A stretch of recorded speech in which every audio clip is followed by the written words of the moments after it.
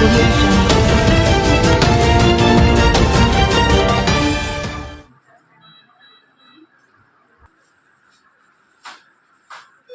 काय नाव तुमचं?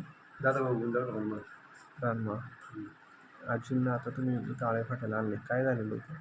आज पहाटे 3-3:15च्या दरम्यान अज्ञात चोरट्यांनी त्या ठिकाणी ज्याला रोडवरती असलेल्या घरात रस्त्याच्या शेजारी असलेल्या घरावरती रात्री अचानक त्या आजी टॉयलेटला गेले असताना घरामध्ये घुसून सगळं उचलपाचल केली. कपाट उघडलं, पलंग उघडला आणि आजीच्या नंतर आजी घरात आल्यानंतर त्याच्या गळ्यातलं तोडून काढलं आणि कपाटामध्ये काय होतं काय ते पट्ट्या वगैरे काय होत्या आणि रोख रक्कम माझी 4-5 हजाराची रक्कम त्यांनी घेऊन गेलेली आहे.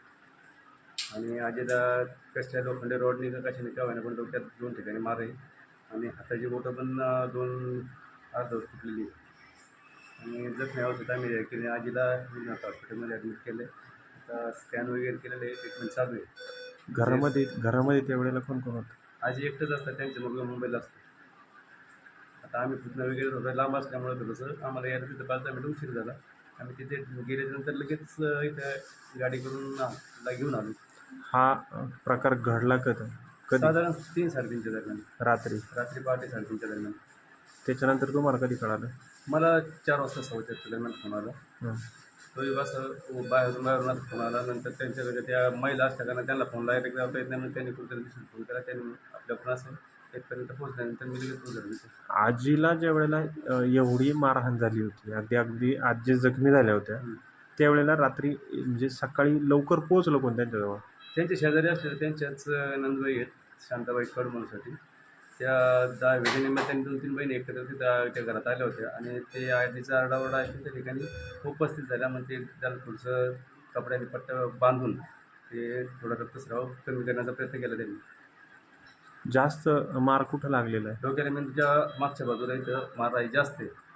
बाय चान्स म्हणजे स्कॅनमध्ये काही एवढं काही हे दाखवलेलं नाही, पण रक्ताच्या गठ्ठा वगैरे दाखवले. बघू आता त्याच्यावर ते डॉक्टर जेव्हा पैसे करतो.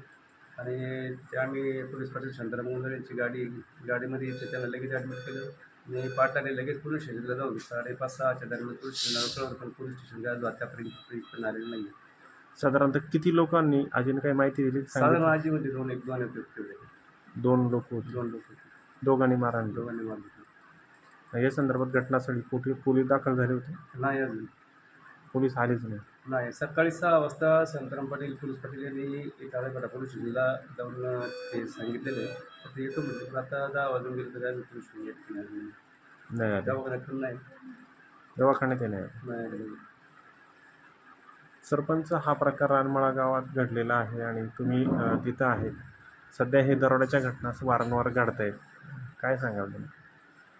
खरं तर पाहिलं तर आता एकतर शेतकरी एवढा बाजारभाव नसल्यामुळे मेटाकुटीला आलेला आहे आणि त्याच्यामध्येच असे प्रकार जर शेतकरी कुटुंबामध्ये जर घडत असेल तर फार ही दुर्दैवी घटना आहे.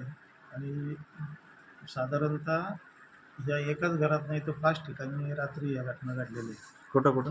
रानमाळा गावठाणामध्ये कुसुम शिवाजी गुंजाळ आहेत, त्यांच्या घराची कौलं काढून त्यांनी आतमध्ये प्रवेश केला. त्या ठिकाणी कपाट वगैरे उचकत असताना तर त्यांना आवाज आल्यानंतर त्यांनी आरडाओरडा केल्यानंतर बाजूचे लोक मग त्या ठिकाणी जमा आले, त्यावेळेस ते पळून गेले तिथून. तर नंतर पाबळे वस्ती या ठिकाणी शिवाजी धोंडेबा पाबळे यांच्या घराचे पुढचा एक दरवाजा याचा टाळा त्यांनी कापला आणि त्यानंतर आतमध्ये प्रवेश करत असताना दुसरा टाळा कापत असताना तिथले त्या आजी ओरडल्यामुळे तिथूनही ते निघाले आणि शेजारील दुसरं एक बंद बंगला आहे, तो मुलगा ज्ञानेश्वर तानाजी पाबळे पुणे या ठिकाणी नोकरीच्या निमित्ताने आहे. तर त्याही घरामध्ये त्यांनी उचकपाचक केली होती, पण आता ते त्यांनाच माहिती का ते तिथलं काही गेलं आहे का नाही ते. आणि दुसरी PN गुंजाळ म्हणून आहेत, म्हणजे ह्या आजी आहे त्यांच्या शेजारीची त्यांच्या आधी त्याही बंगल्यामध्ये त्यांनी प्रवेश करून कुलूप वगैरे तोडून त्या ठिकाणी त्यांनी उचकपाचक करून ते कपाट वगैरे खोललेलं आहे. आणि त्याच्यातसुद्धा ते काही माहिती नाही आता काय केलं तर ही दुर्दैवी घटना म्हणजे आजींना मारहाण झालेली म्हणजे फार दुर्दैवी घटना आहे. असे घडायला नको होते. त्या आजी त्या ठिकाणी होतं आणि ते आता 16 टाके जवळजवळ त्यांना हॉस्पिटलमध्ये आलं, काय डॉक्टरने उपचार केले जायचे.